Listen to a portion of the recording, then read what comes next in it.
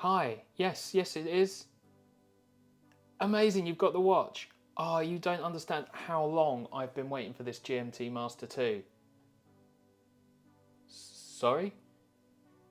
What do you mean it's not a GMT Master 2, but it is a GMT?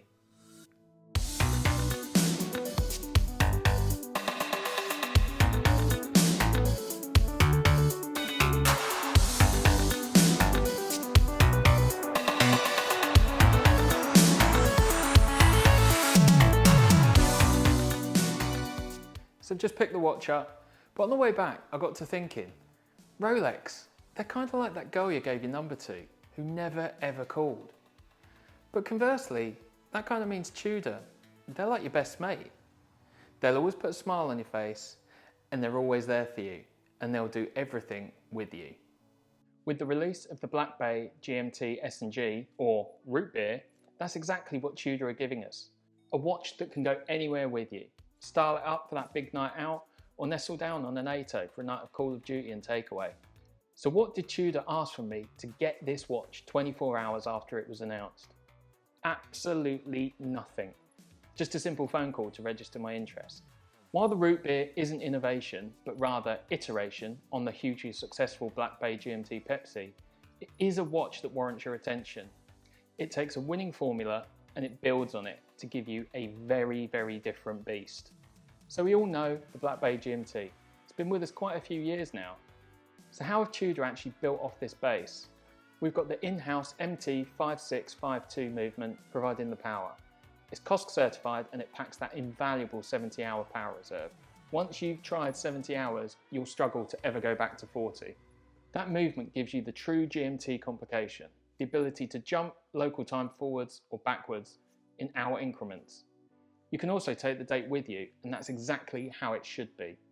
The case comes in at 41mm diameter, 14.6mm thickness and 50mm lug to lug, with that brilliant 20mm lug width that Tudor keep on giving us. The case is beautifully finished with a soft satin brush on the sides and top of the case. These are accented by highly polished chamfers along the top edge of the case, which run the full length of the watch.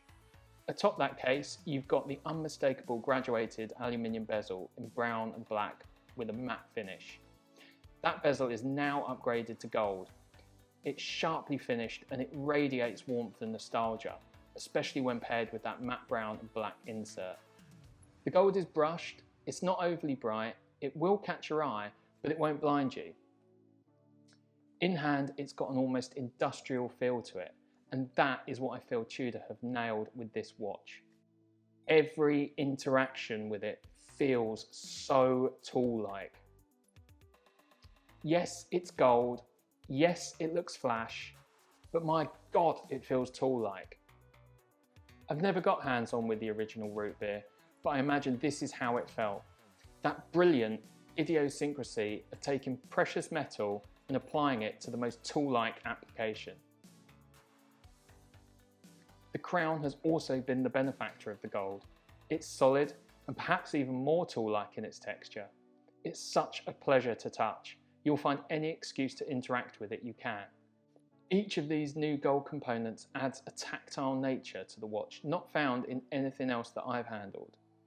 You expect to find a slippery, polished texture, and what you find is the unapologetic and purposeful.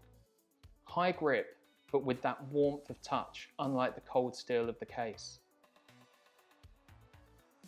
The contrast of that is the new handset and the dial.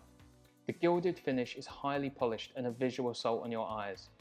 These things shine. They seem to catch the light even on the gloomiest of days. They command your attention and they draw your eyes in. And as you follow them to their destination, you notice the gold minute track. Not obvious at first, you make your way out from the pinion and you're quickly sucked into the dance. The perfectly printed minute track dances with that oh so beautiful domed sapphire crystal. Its shape and precision bending through the edges of that crystal. Every few steps punctuated by those applied markers, each a glistening gold-edged pool of lume. The austere black dial plays its role perfectly as the backdrop to this constant dance of golden light. hiding in the background and never ever distracting from the main action. It really is a visual performance to behold, one that begs you to interact with it. And then for its encore, it holds your wrist with that classic Black Bay bracelet, but with that flash of brushed capped gold running through the middle of it. It's the yellow brick road that will take you to the retro feast of a head. What all this gives us is a watch that begs to be looked at. It's the Black Bay GMT for sure, but it's going out, and it's going out, and it's dressed to impress. It has incredible presence on your wrist, both in how it looks and the weight of it. It's over 200 grams on the bracelet. But to truly understand this watch, you need to get hands-on with it.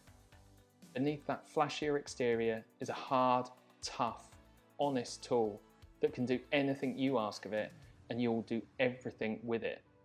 Because all you'll want to do is touch it. Rolex might have the Batman, but in my eyes, Tudor has created the Bruce Wayne. It's flash in a tux, but underneath that, it's purposeful, tough, and unflinching. And most of all, it's fun. And no, I haven't forgotten about that elephant in the room. Let's deal with that now. Yes, we all wanted this watch to be 39mm in diameter and 12mm thick. And yes, this watch, it's not that watch.